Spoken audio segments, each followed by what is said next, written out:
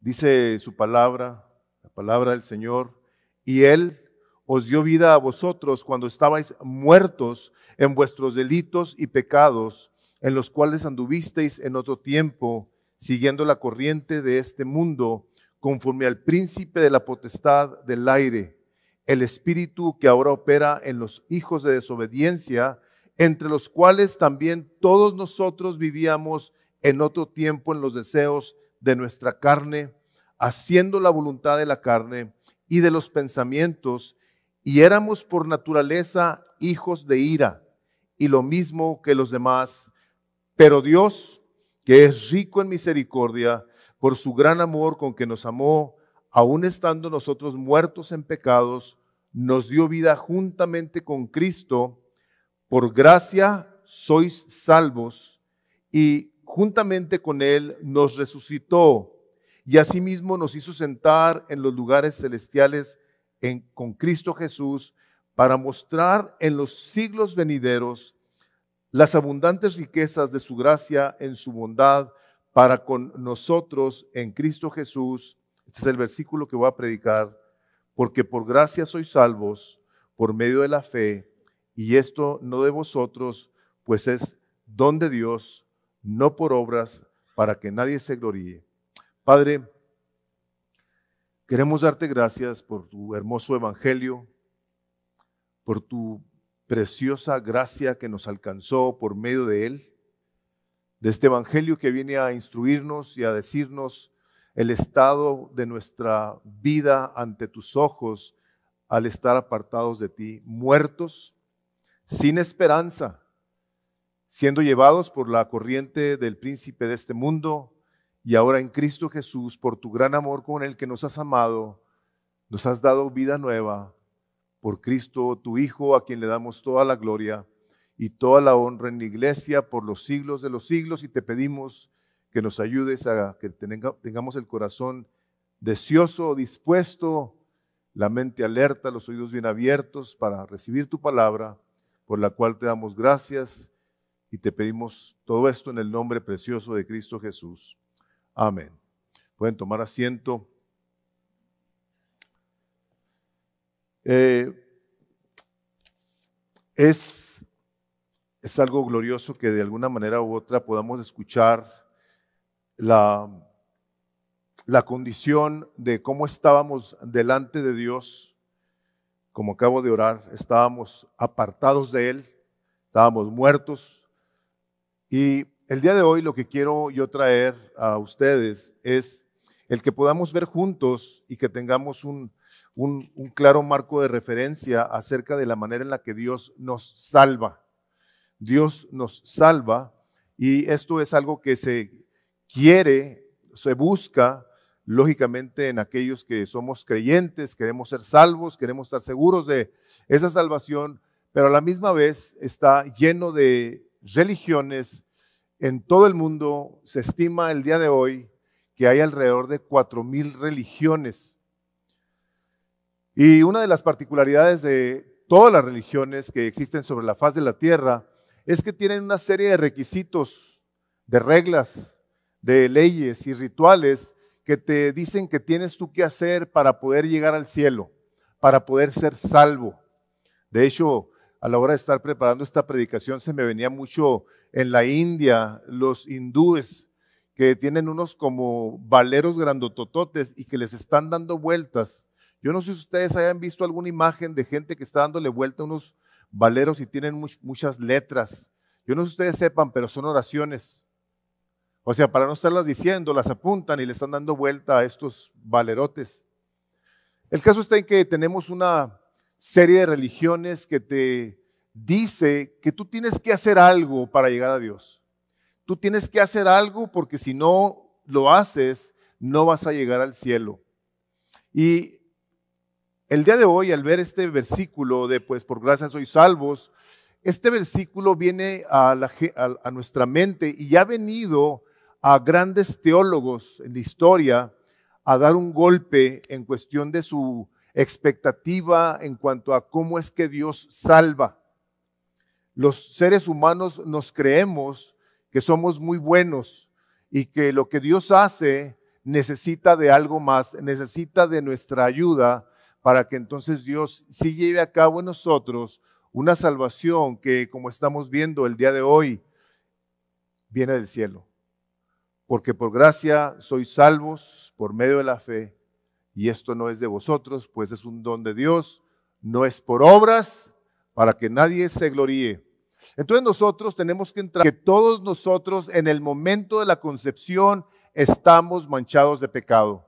Dice ahí en sus notas, en el capítulo 3 de Romanos, versículos 10 al 12, como está escrito, no hay justo ni aun uno, no hay quien entienda, no hay quien busque a Dios, todos se han desviado, a una se hicieron inútiles, no hay quien haga lo bueno, no hay ni siquiera uno. O sea, esto es palabra de Dios, esto salió de la boca de Dios e inspiró al apóstol Pablo que escribiera la carta a los romanos y que en ella nos dijera cuál es la condición del hombre. ¿Cómo es que el hombre, cómo es que Dios ve al hombre? Así es como lo ve. De hecho, el rey David escribe en el Salmo 51, dice, porque en pecado me concibió mi madre. O sea, nosotros venimos manchados de pecados desde el huerto del Edén y quiere el Espíritu Santo a través de la palabra de Dios dejarnos bien claro que no hay justo ni siquiera uno. No hay nadie quien haga el bien, todos a una se desviaron. De hecho, en otra parte ahí mismo en Romanos dice que un corazón lleno de huesos muertos hay adentro de nosotros. Nuestra boca es como una boca de víbora que avienta veneno. O sea, Dios se expresa del hombre, puesto que nos hemos rebelado contra él desde el principio de la creación y nos dice, así es el hombre. El Señor Jesucristo muy claramente en su palabra dijo que no confiaba del hombre porque sabía lo que había dentro de él. Entonces, en esta parte de la Escritura, lo que vamos a ver es esta manera gloriosa en la que Dios viene a extender su gracia sobre de nosotros. Nosotros hablamos mucho de la palabra, usamos mucho la palabra gracia. De hecho, es misión de gracia. ¿Por qué? Porque tenemos un concepto claro, bíblico, de qué es la gracia de Dios. Y es algo de lo que voy a explicar el día de hoy.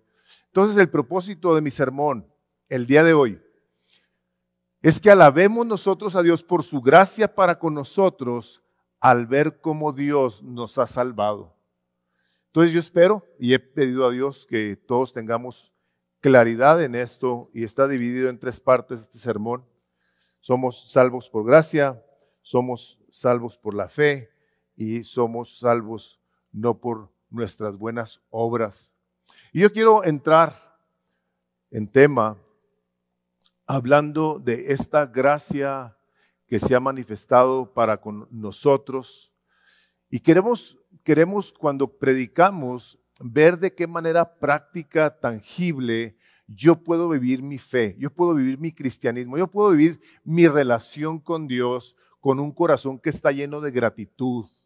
Entonces, para que eso suceda, nosotros tenemos que ver los conceptos bíblicos de una manera práctica, de una manera que se apliquen. Este es un libro espiritual inspirado por Dios, pero está lleno de instrucción, de claridad, de mandamientos, que son los que nos llevan a vivir una vida que es congruente con nuestra fe. Entonces, yo quiero mencionarles un poquito acerca de cómo se ve la gracia de Dios en nosotros. Y es importante que lo veamos desde el Antiguo Testamento, cómo es que la gracia de Dios se ve. Pero primero, ¿qué es gracia? Gracia es que Dios nos muestra su amor, su misericordia, su perdón, su cuidado, su provisión. Sin embargo, Dios en su misericordia extiende gracia. Y esta gracia, hay dos maneras de hablar de la gracia. Una de ellas es la gracia común. O sea, le va bien al asesino en su idea de que le va bien porque mata y obtiene lo que quiere, al maleante, al ladrón. O sea, y Dios hace salir el sol sobre él o sobre ellos. Esa es la gracia común. Dios hace salir el sol sobre buenos y sobre malos. Esa es la gracia de Dios para con los humanos. Pero hay una gracia que se manifiesta en el creyente, que es la que lo lleva a poder conocer a Dios, a tener una relación con Él. Entonces, necesitamos irnos un poquito hacia atrás y ver de qué se trata esta gracia, este favor que lleva a las personas a conocer a Cristo. En el Antiguo Testamento tenemos nosotros a Abraham, el padre de la fe. Abraham, su esposa Sara, a quien Dios le dijo claramente en el capítulo 12 de Génesis a Abraham: en ti serán benditas todas las naciones. O sea, el evangelio de Cristo está desparramado por toda la faz de la tierra. En China, en Nepal, en Oaxaca, en Indonesia, en Taiwán, en todas partes del mundo está el evangelio. Sí hay algunas etnias que aún no han escuchado, y es un número regular de grupos étnicos que el día de hoy no conocen a Cristo, pero Dios le promete a Abraham eso y le dice: yo voy a bendecir a todas las naciones de la tierra a través de ti. Sin embargo, todos los que han leído sus Biblias se han dado cuenta de que Abraham mintió. Cuando llegaron a Egipto, ¿qué dijo de Sara? Es mi hermana. ¿Para qué? Para salvar su pellejo. ¿Cierto? Dios le habla a Sara. O sea, estos son los padres de la fe. Le habla a Sara y le dice: vas a tener un hijo. ¿Qué hizo Sara? Se rió. Se rió en la cara de Dios. Y no únicamente hizo eso, después de que Dios le dijo que le iba a dar un hijo para que se cumpliera la promesa, como tenía cerca de 100 años Sara, le dijo a Abraham: pues mejor ve y acuéstate con mi sirvienta, con Agar. Ve y acuéstate con ella. Para que se cumpliera la promesa de Dios. O sea, a través de este hombre y de esta mujer, dudosos, mentirosos, Dios los usa y les derrama gracia a pesar de ellos. Eso es gracia de Dios. Que Dios no lo detiene lo que Él va a hacer. Tenemos no únicamente la vida de Abraham y de Sara, tenemos a Moisés. Cuando el Señor le habla a Moisés, yo sé que recordarán muchas de las cosas que interactuó Moisés con el Señor, pero le dijo: Señor, envía ahora el mensaje por medio de quien tú quieras. Yo soy tartamudo, Señor. ¿Usa alguien más, no? Este hombre estaba tan defectuoso como todos los demás. Terco, dudoso. Sin embargo, Dios caminó fielmente con él. Y al pasar el tiempo, fue Moisés aprendiendo a obedecerlo fielmente. Sin embargo, este hombre había matado a un egipcio. Y Dios se manifiesta a la hora de escuchar a Moisés, de responder a sus peticiones, y lo usa para libertar a un pueblo. Eso es gracia de Dios. Tenemos a los israelitas que, si tú has leído la palabra de Dios, te habrás dado cuenta de la cantidad de veces que se rebelaron contra Dios, que pecaron contra Él en desobediencia, en andar casándose con quienes no debían, cayendo en idolatría, se hacían sus monos y se postraban delante de ellos, y Dios se encendía en su ira. Pero a final de cuentas, la palabra del Señor dice en el libro de Jueces: y él no pudo soportar más la angustia de Israel. O sea, a Dios le dolía en su corazón, y cada vez que este pueblo venía a él y se arrepentía, Dios le extendía gracia. Eso es gracia. A pesar de lo que somos, de lo que hacemos, la gracia de Dios se manifiesta en todos y cada uno de aquellos que quieren buscarle, como resultado de esa manifestación que empieza primeramente con él. Tenemos el caso de David. Como dicen por ahí, para muestra un botón, ¿no? En un solo día violó todos los mandamientos, todos, en un solo día. Este hombre codició, robó, fornicó, mintió y mató. Y Dios veía a este hombre el corazón que tenía para con él. Este es el hombre a quien a la hora de que nosotros abrimos el libro de los Salmos, vemos cómo le dice: ten piedad de mí conforme a tu misericordia, borra mis rebeliones, lávame más y más de mi maldad. Dios veía a este hombre que a la hora de que pecaba se arrepentía y venía a Dios a pedirle que tuviera misericordia de él. ¿Y saben qué pasó? Dios le prometió que de su trono vendría el Mesías, y a pasar de toda la historia, de todas las personas que pasaron como la genealogía de Jesús, vienen del rey David. Eso es gracia de Dios. Y cuando tú y yo en nuestra vida hemos dicho, hemos hecho, no hemos dicho y no hemos hecho lo que debemos de hacer, la misericordia y la gracia de Dios se sigue manifestando una y otra vez. Esto es lo que es ser salvos por la gracia de Dios. Que Dios ha dicho que todo aquel que en Él cree no se pierda, sino tenga vida eterna. Ahora, nosotros no podemos creer si no viene del cielo esta gracia. Él es el iniciador de nuestra salvación. Y la gracia de Dios se manifiesta a ti y a mí. Tal vez tú esta es la primera vez que estás escuchando una predicación. Tú a lo mejor nunca habías querido nada con Dios. El día de hoy, pues dijiste: yo voy a ir. Déjame te digo esto. La gracia de Dios se manifiesta a ti, queriendo el que tú te arrepientas a la hora de que tú estás escuchando esto.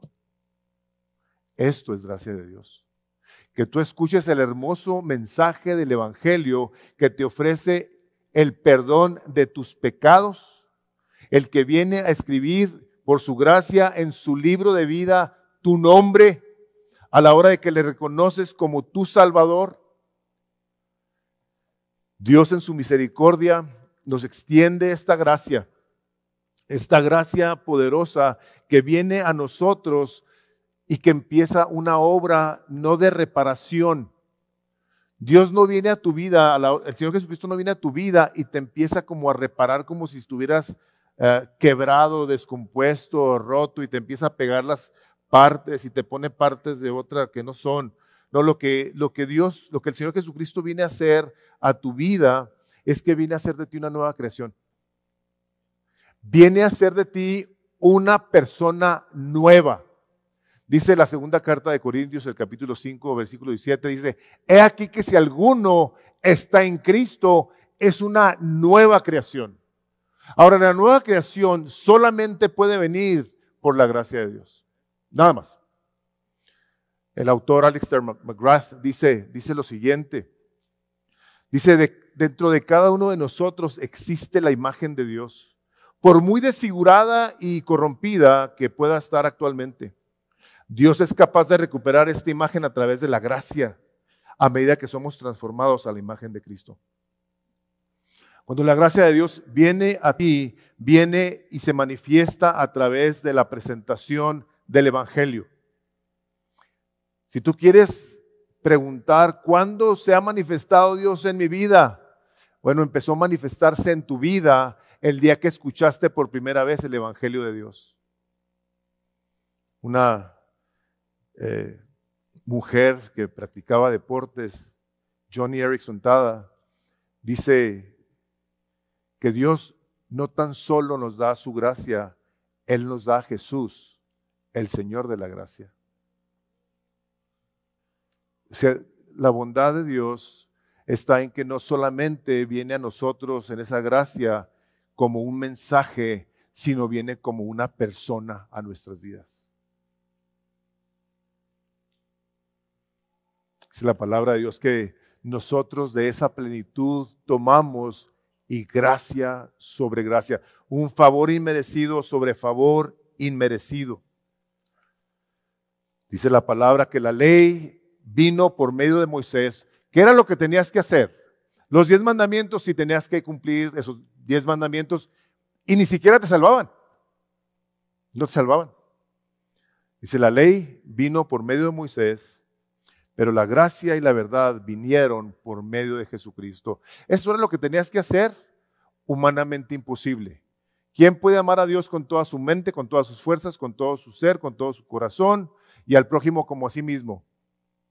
El primer mandamiento y el segundo que es igual al primero. Imposible de cumplirlos, no podíamos.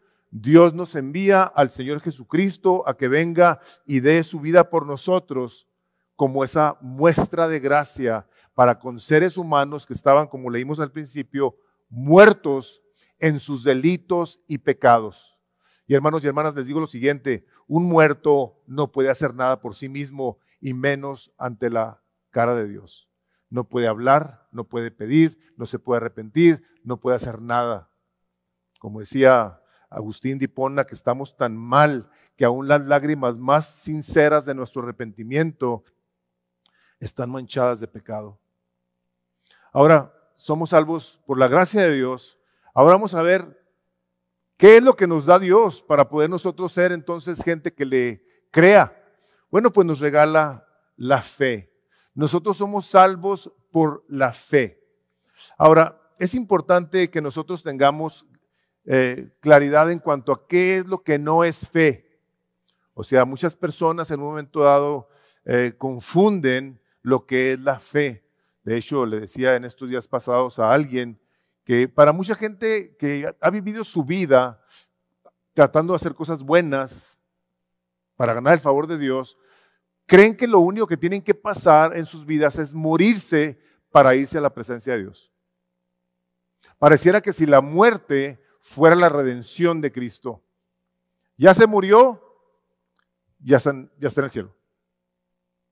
No. Tenemos que ver entonces qué es lo que no es fe. Hermanos, no es fe tener un sentimiento subjetivo. Así que digo, es que yo tengo mucha fe, yo la siento, cuando tengo fe, siento. Eso no es fe. Ese es un sentimiento. Eso es querer tú creer que tienes fe. Esa manera de pensar nos debe de llevar a hacer la siguiente pregunta. Si tú tienes tanta fe, explícamela, por favor. ¿En quién está depositada esa fe? Explícame tu fe. Porque la fe tiene una explicación, o sea, nosotros podemos dar bíblicamente una clara explicación de lo que es la fe. O sea, leemos el capítulo 11 del libro de Hebreos y ahí tenemos el salón de la fama de los hombres de la fe, los hombres y mujeres de la fe que vemos lo que hicieron, que por el evangelio los crucificaron, los partieron a la mitad, los aserraron, los quemaron, los encarcelaron, le hicieron todo tipo de cosas por su fe. ¿Por qué? Porque a la hora de que ellos eran abordados y cuestionados acerca de su fe, ellos no la negaban. Sean Cristo Jesús es mi Salvador. Entonces, tener un sentimiento que te haga creer que tienes mucha fe y no está basada en la palabra de Dios, no es fe. Otro error de las personas que pueden creer que tienen fe es algo que se llama credulidad o ingenuidad. De repente oímos de alguien que Dios lo sana, o algún santo, o una virgen, o a un Dios mismo que atribuyen a Dios su milagro, pero que sus vidas no tienen ningún cambio. O sea, ¿creen las personas que porque Dios en su gracia común, como la que les expliqué al principio, reciben algo de Dios? ¿Son salvos? ¿Van a ir al cielo? ¿Están bien con Dios? Ese es un error. Ese es un terrible error. No hay manera de que tú y yo, a la hora de recibir algo de Dios, nos haga creer que por ello somos salvos. Tu vida y la mía tiene que estar completamente basada y descansando en lo que está escrito. Entonces nosotros no podemos decir que porque Dios hizo algo en mi vida, yo estoy bien con Dios. Otros dicen que tienen mucha fe porque sus abuelos eran creyentes, sus papás son creyentes y ellos son creyentes porque desde chiquitos vienen a la iglesia y han estado en la escuela dominical, conocen lo que es la palabra de Dios y ellos entonces pueden decir que por eso tienen mucha fe. Tenemos que recordar que Dios no tiene nietos, Dios tiene hijos. Y esos hijos creen en el Señor Jesucristo, ponen su fe en la persona del Señor Jesucristo y saben perfectamente que entre el cielo y la tierra no hay otro intermediario que Jesucristo. Nada más. No hay nadie más. Así dice la palabra de Dios, está establecido. Otros dicen que tienen mucha fe porque son muy optimistas. Hay personas muy optimistas y decimos, es que es una persona de fe. Si yo salgo y tengo la habilidad de ser un vendedor, me va a ir bien. Yo tengo mucha fe. El hecho de que te vaya bien porque tienes una habilidad no es necesariamente fe en Dios. Porque si eso es lo que estás haciendo, entonces a la hora que lo estás haciendo, te estás atribuyendo a ti el crédito, no a Dios. Tú eres el que queda en el centro. Yo tengo mucho fe, yo tengo mucho deseo y esto es lo que va a pasar y pasan cosas por la gracia de Dios. Y dicen, yo tengo mucha fe. Esa no es fe. Ese es optimismo. ¿Qué es fe? Bueno, la fe que nos salva, tienen ahí en su recuadro, la fe que salva es aquella que se pone en la obra completa de Jesús en la cruz. No hay vuelta de hoja, no hay un shortcut, es esa la fe que salva. Yo creo lo que aquí está escrito, pero lo creo porque a Dios le plació venir en su misericordia a presentarme el Evangelio y a la hora de que yo lo veo, lo escucho, me da el regalo de la fe para que yo pueda creer en lo que está aquí escrito y no únicamente lo pueda ver, sino lo crea y lo pueda vivir. No podemos nosotros atribuirnos a nosotros mismos el que ahora creemos en Dios porque sí. Tuvo que haber habido un momento en el que tú, en respuesta al Evangelio, pudiste ver la obra de Dios escrita y la pudiste creer tal como si lo hubieses visto. O sea, cuando tú en un momento dado, por la gracia de Dios, recibes el regalo de la fe, tú empiezas a ver la realidad de la palabra de Dios en la persona de Jesús, el Padre y el Espíritu Santo, que vienen a tu vida a traerte misericordia, gracia, perdón, cuidado, todo lo que tú ya has escuchado muchas veces. Y casos como tan claros como para que podamos ver que este es un regalo del cielo. Ustedes habrán leído tal vez en el Evangelio de Lucas que iban unos hombres con Jesús en el camino de Emaús. Jesús, o sea, el Señor Jesucristo iba caminando con ellos. O sea, yo he batallado para poder visualizar esta situación, porque va Jesús caminando con estos hombres en el camino de Emaús y les va explicando, primero les dice, ¿por qué están tan tristes? Dice, eres el único forastero que no sabe lo que pasó. Dice, ¿qué cosas? Pues que Jesús les empieza a hablar cómo el Evangelio a través de la historia se cumplía en el Señor Jesucristo. Él les iba hablando, ya resucitado, les iba hablando. Un cuerpo resucitado, vestido con ropa.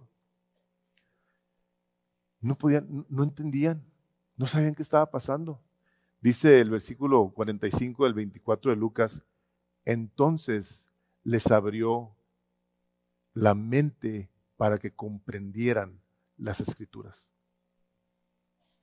O sea, ¿cómo puede ser posible que personas iban caminando con el Señor Jesucristo, oyendo las palabras de su boca y no pudieran entender? Hay otro caso de una mujer, Lidia, que estaba escuchando a los apóstoles hablar acerca de las cosas del Señor y dice que Dios abrió su entendimiento para que creyera. La fe bíblica y verdadera nunca debe estar basada en sentimientos, ideas o actitudes individuales, sino en lo que está escrito en la Biblia. La fe que sí salva es aquella que descansa por completo en la obra completa de Cristo Jesús por nosotros en la cruz. El afamado Charles Spurgeon decía que la fe contiene 3 elementos: conocimiento, confianza y creencia. Yo cambié un poquito, no porque sea mejor que Charles Spurgeon, pero porque dije, voy a traer esto de una manera un poquito diferente. Pero ahí les va. La fe que salva, primero que todo, es una fe que tiene conocimiento. Tú no puedes creer en alguien a quien no conoces, ¿cierto? O sea, tú necesitas conocer a la persona para confiar o para desconfiar. Nosotros no podemos creer aquí en Jesús si no sabemos quién es el Jesús de la Biblia. No el que inventamos, no el que nos gustaría, sino el que está aquí escrito en la palabra de Dios. Pablo nos había dicho, nos dijo de una manera sumamente clara que nosotros estábamos muertos en nuestros delitos y pecados, pero Dios, que es bueno, misericordioso, viene y nos visita por medio del Evangelio y luego nos da el poder para creer. Entonces, la fe que salva tiene que estar basada en lo que está escrito. Juan Calvino lo puso de una manera que me llamó la atención. Dice, lograremos obtener una definición correcta de la fe si la tenemos partiendo de un conocimiento firme y cierto de la benevolencia de Dios hacia nosotros, fundada en la verdad de la promesa dada en Cristo, revelada en nuestras mentes y selladas en nuestros corazones a través del Espíritu Santo. El Señor Jesucristo vino y vivió una vida que nosotros no podíamos vivir. Vino y murió una muerte que nosotros no podíamos morir. Y vino y pagó una deuda que nosotros no podíamos pagar. Por eso es el Salvador. Por eso es el Rey y Señor del cielo y de la tierra, y todo fue hecho por Él, por medio de Él y para Él, dice su palabra. Entonces la primera cosa es un conocimiento que debe de llevarnos a responder. Si tú conoces a la persona, hay algo en ti. La segunda cosa es que hay una respuesta de nuestro corazón. Después de escuchar el estado en el que estábamos ante Dios, muertos en nuestros delitos y pecados, venimos y escuchamos acerca del... Tiene entonces, por tan grandísimo amor, que haber en nuestro corazón una respuesta. No nos podemos quedar indiferentes. Un creyente que ha venido al conocimiento de Jesús, su corazón no puede permanecer igual. A ver, ahí lo veo otra vez. Una persona que ha conocido a Cristo, su corazón no puede permanecer igual. Amén. Tú y yo tenemos que estar muy afectados por la gracia de Dios.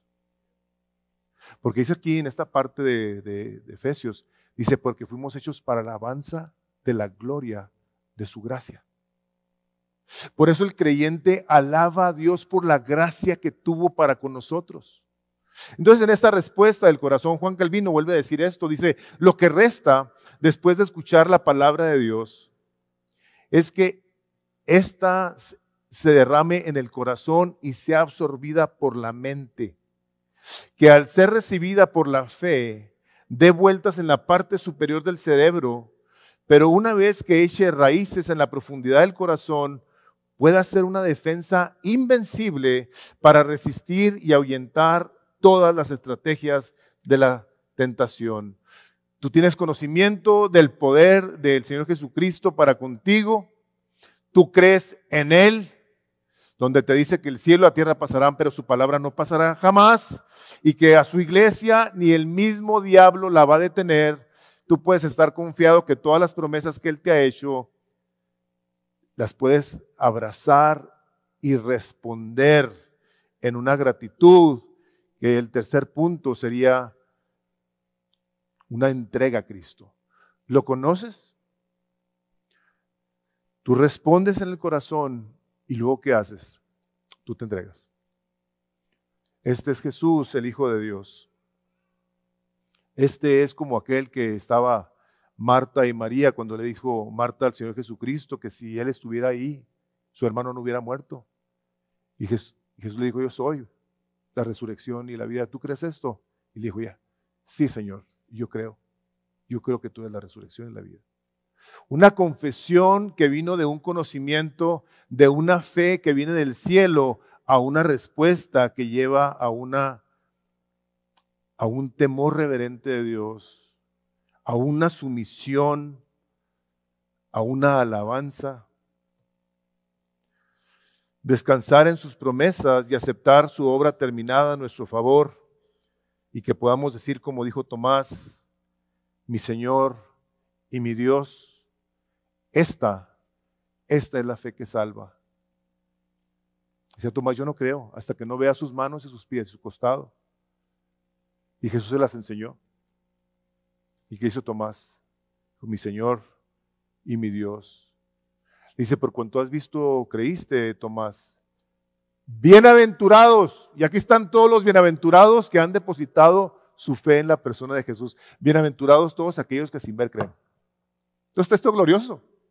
Que tú y yo hemos creído porque la gracia de Dios se ha manifestado en nuestras vidas y respondimos a Dios. Y ahora estamos aquí creyendo a sus promesas, confiando en Cristo. Y yo quiero poner esto de una manera así como más visible, esta fe. Es como una relación de matrimonio. Se ve la pareja, se ve el hombre, la mujer. Se conocen, se empiezan a tratar. Algo sucede en el corazón. Y después dice, ¿sabes qué? Yo me quiero casar contigo y quiero pasar contigo todos los días de mi vida. Así es nuestra relación con Cristo. Una vez que venimos a Él, queremos enamorarnos más y más de Él. Más y más gloria queremos darlo porque nos han creado para alabanza de la gloria de su gracia. Y luego vemos el Salmo 150 que dice, todo lo que respire que alabe al Señor. Perros, gatos, changos, elefantes, jirafas, todo lo que respira que alabe al Señor. Todo lo que respira le va a dar gloria a Dios. ¿Cuánto más nosotros? Esta fe es la que nos permite, como dicen en Hebreos 4:16, dice, por tanto, acerquémonos con confianza al trono de la gracia para que recibamos misericordia y hallemos gracia. O sea, nos acercamos al trono de la gracia y luego hallamos gracia para la ayuda oportuna. Esta fe es la que te permite venir y presentarte delante de Dios y obtener más gracia. Dice, porque Él da mayor gracia.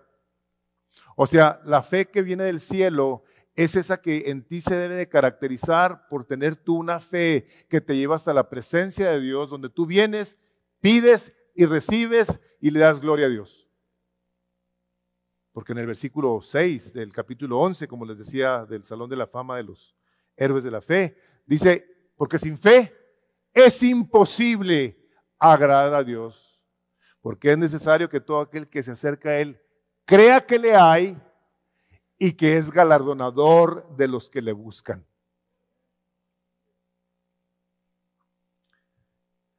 Sin fe es imposible agradar a Dios, entonces yo necesito una fe que no es posible, terrenalmente no es posible. Tiene que venir del cielo. Tú y yo no podemos fabricar esta fe. Es don de Dios para que nadie se gloríe. Amén. Y la tercer punto es no por obras, precisamente para que nadie se gloríe. Las buenas obras, hermanos y hermanas, son el resultado de la gracia de Dios en nuestras vidas. Es la respuesta. Es la respuesta que nosotros tenemos para con nuestro Señor. Nosotros no podemos ser salvos por obras. La pregunta, ¿cuántas obras? ¿Dónde están definidas? ¿Qué de las personas que no pueden tener ni una sola obra? ¿Qué de las personas que están enfermas, que no han oído el Evangelio o que lo oyen, como aquel hombre que estaba crucificado enseguida de Jesús, que nunca fue a la iglesia, que nunca leyó una Biblia, que no se bautizó, que no sabía nada de doctrina y que el día que lo crucificaron, ese día en la tarde estaba en el cielo? ¿Cuál obra? Ninguna. Volteó y le dijo a Jesús, cuando vengas en tu reino, acuérdate de mí. Hoy estarás conmigo en el paraíso. Gloria, ¿no? Qué tremendo que es por fe que somos salvos. Si tú en un momento dado crees que tus obras te pueden salvar, es importante que nosotros continuemos viendo que la obra que el Padre le dio al Señor Jesucristo a que viniera a hacer por nosotros para salvarnos, Él la terminó. Les voy a leer del Evangelio de Juan, del capítulo 19, versículos 28 al 30. Dice, después de esto, sabiendo Jesús que todo se había ya consumado para que se cumpliera la Escritura, dijo, tengo sed. Había ahí una vasija llena de vinagre. Colocaron pues una esponja empapada del vinagre en una rama de hisopo y se la acercaron a la boca. Entonces Jesús, cuando hubo tomado el vinagre, dijo, consumado es. E inclinando la cabeza, entregó el espíritu. Ahorita en la mañana que estaba orando dije, qué cosa tan impresionante que la sed que Jesús tuvo en esa cruz, la quisieron saciar con un vinagre. Yo nunca he tomado vinagre, pero creo que hice gárgaras un día y horrible. Dije, qué cosa tan horrible que Jesús tuvo que sufrir una sed que no fue saciada para que nosotros pudiéramos estar saciados y vivir en la eternidad con Él, disfrutando de los ríos de agua viva, en los que, si nos ponemos a pensar de la sed, ¿se acuerdan ustedes que estaba un hombre en el infierno y que le dijo, decía en su relación con Abraham, le decía, deja que uno de tus siervos vaya y moje la punta de su dedo en agua y venga a saciar mi sed? O sea, Jesús sufrió esa sed por nosotros, para nosotros tener el agua viva por toda la eternidad. Entonces no es por obras, por la gracia de Dios, dice el apóstol Pablo a los Gálatas, no hago nula la gracia de Dios, porque si la justicia, o sea, al cumplir las obras de la ley, viene por medio de la ley, entonces Cristo murió en vano. O sea, si la justicia para con Dios, el que yo sea justo delante de Dios, se cumple por medio de obras, Cristo murió en vano. O sea, si tú en un momento dado quieres creer que tus obras te pueden salvar, como les he dicho en algunas ocasiones, es como decirle a Dios, mira Dios, la obra que tú mandaste a Jesucristo hiciera para que se cumpliera la Escritura, para mí no es suficiente. Yo tengo que hacer algo para ganar mi salvación o para ayudarte. No lo decimos, pero lo creemos. Si nosotros creemos que por nuestras buenas obras vamos a ser salvos, estaríamos en un momento dado negando el verdadero evangelio que acabamos de leer. Es por gracia y es por fe y no es por obras. O sea, tú y yo no podemos decir que hay alguna obra que tú y yo podamos hacer que nos sirva para con Dios. Hermanos, si la fe contara como una virtud humana, les voy a decir para qué la usaríamos. Si tú y yo llegásemos a creer que nosotros tenemos mucha fe porque sí, la usaríamos para gloriarnos, para decirle a Dios, ¿te fijas, Dios? ¿Cómo soy bueno? ¿Cómo soy una persona de fe? Cualquier persona que en algún momento dado piense que la fe es su obra, entonces deja de ser gracia. Si tu obra no viene del cielo, entonces tu obra no tiene nada que ver con la gracia de Dios. La haces nula. Por eso tenemos que tener sumo cuidado y atención, ponerle al hecho de que el regalo de la fe viene por parte de Dios para que nosotros podamos entender la Escritura y que de esa manera podamos hacer obras para la gloria de Dios, que Él, dice ahí en el capítulo 2 de Efesios que acabamos de leer, dice en el versículo 10, porque somos hechura suya, creados en Cristo Jesús para buenas obras, las cuales Dios preparó de antemano para que anduviésemos en ellas. A ver, Dios, aquí ya me pusiste un alto. A ver, las obras buenas que yo hago, ¿tú las preparaste desde antes de la fundación del mundo para que yo anduviera en ellos? Claro que sí. Y ahora que tú las llevas a cabo, entonces tú lo único que estás haciendo es andando en lo que Él ya preparó. Para que si tú eres una persona que se cree muy piadosa, muy santa, muy buena, muy alcanzadora de almas, y tú piensas que tú mereces un regalo especial de Dios, estás muy equivocado. No hay obra que Dios no haya preparado para ti y que ahora nos dé el privilegio de andar en ellas para que nadie se gloríe, sino que cuando lleguemos al cielo podamos decir: Jesús, gracias que tú preparaste estas obras para que yo anduviera en ellas desde antes de la fundación del mundo. Por lo tanto, toda la gloria y toda la honra te pertenece a ti. No podrás tú atribuirte absolutamente nada. Cuando una persona quiere usar su fe o sus obras, que esa fe que no viene del cielo, quieren mostrarse como los humanistas que quieren seguir apareciendo en la foto, negando la gracia de Dios. Quieren seguir siendo ellos los que reciban los aplausos y que les digan qué bueno eres, qué piadoso eres. Hermanos y hermanas, si tú y yo estamos haciendo algo el día de hoy, lo estamos haciendo nada más por la gracia de Dios. Porque nos dio la fe para poder creer lo que está escrito, y esa fe nos lleva entonces a responder y decir: Señor, si tú preparaste estas obras desde antes de la fundación del mundo para mí, te pido que me las muestres para yo andar en ellas.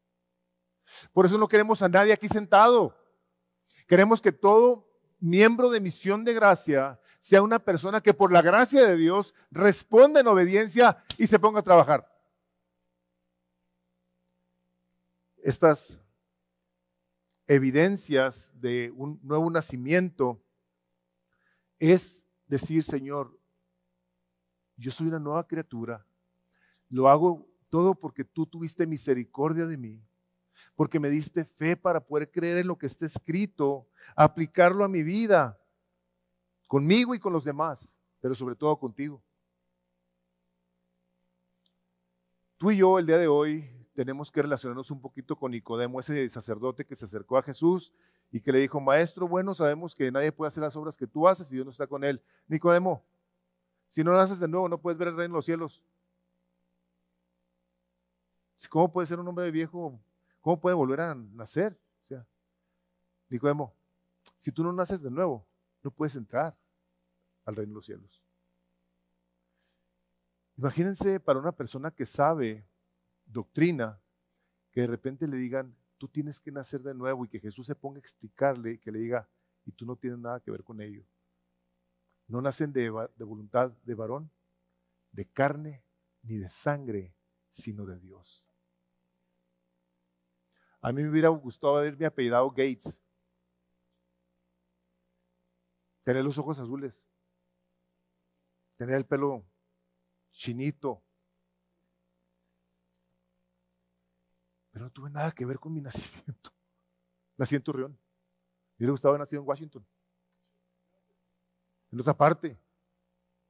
Yo no escogí nada, ni mi nombre del que se ríen de repente. ¿Cómo que Hellman? Ni siquiera eso tuve yo que ver ahí. Así es aquel que nace de nuevo. La palabra del Señor dice claramente que el Señor vino a los suyos, pero los suyos no le recibieron. Pero a todos los que le recibieron les dio potestad de llegar a ser hechos hijos de Dios. Viene esa invitación, viene esa manifestación de la soberana e incomprensible gracia de Dios sobre nuestras vidas por medio del Evangelio. Por eso cuando el Señor Jesucristo fue ascendido, cuando ascendió al Padre, dijo, vayan por todo el mundo y prediquen el evangelio. Enséñenles a que guarden todas las cosas que yo os he enseñado, bautizándolos. Por esto, hermanos, porque la gente el día de hoy sigue teniendo su religión. Quiere seguir ganando el favor de Dios haciendo sus buenas obras, no tomando en cuenta la obra que Jesús ya terminó. Esta obra que está consumada, completita. Por eso la misma palabra de Dios dice, hay de aquel que le quite o que le ponga. Hay de aquel. Nosotros queremos creer como Juan el Bautista cuando vio al Señor Jesucristo y que dijo, ese es el Cordero de Dios. Ese es el Cordero de Dios. Todos los pueblos, tribus, naciones, presentamos corderos de diferentes maneras. Tus buenas obras pueden ser un cordero, como lo hacía el pueblo de Israel, para ganar el favor de Dios. Andamos ofreciéndole obras.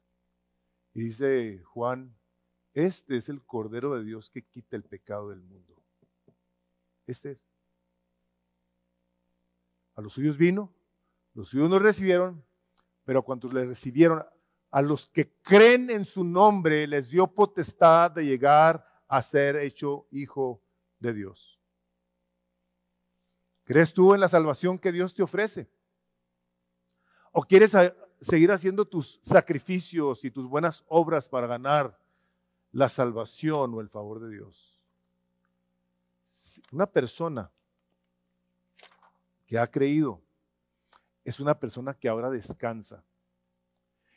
descansa por la gracia de Dios en el sacrificio de Jesús y que puede memorizar claramente el versículo 1 del capítulo 8 de Romanos que dice, ahora pues ninguna condenación hay para los que están en Cristo Jesús, los que no andan conforme a la carne, conforme a sus obras, sino conforme al Espíritu.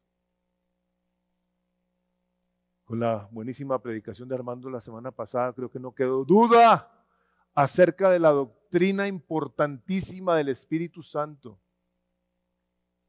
por medio de quien ahora tenemos comunión con Dios. Tenemos una relación con Jesús, tenemos una relación con el Padre a quien le podemos decir papá. Tú y yo tenemos que tomar decisiones el día de hoy, de ver si tu vida es una vida que se caracteriza por la fe bíblica, la fe que salva, o es tu fe la que te hace creer ciertas cosas de Dios, como el tú querer obedecerlo en lo que tú crees que debes de obedecerlo y desobedecerlo en lo que no te gusta. Tú y yo tenemos el día de hoy que tomar decisiones y sobre todo si tú el día de hoy no conoces a Cristo, te tengo que decir lo siguiente, un día vas a estar enfrente de Él. El día de hoy habrá mucha gente que niegue, que diga que sea atea, se les va a quitar. Se les va a quitar para la eternidad. Van a ver a Jesús, dice, todo ojo le verá.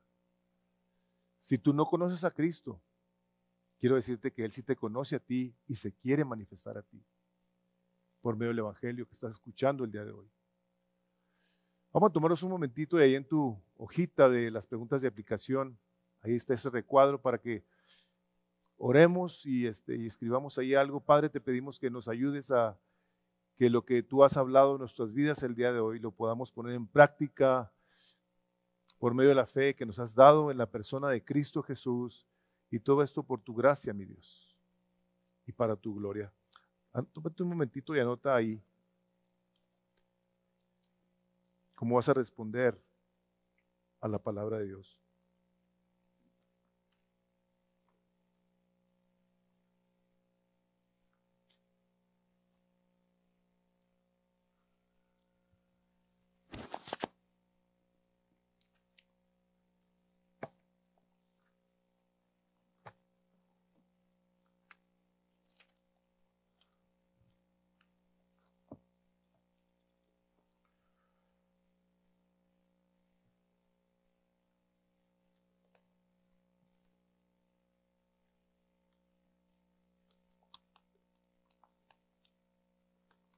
Listos, Padre, te damos gracias por el día de hoy.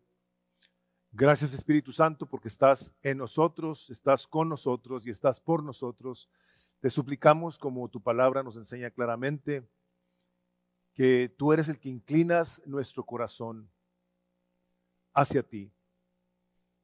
Y Señor Jesucristo, gracias que tú dijiste que nadie viene a ti si el Padre no lo llama.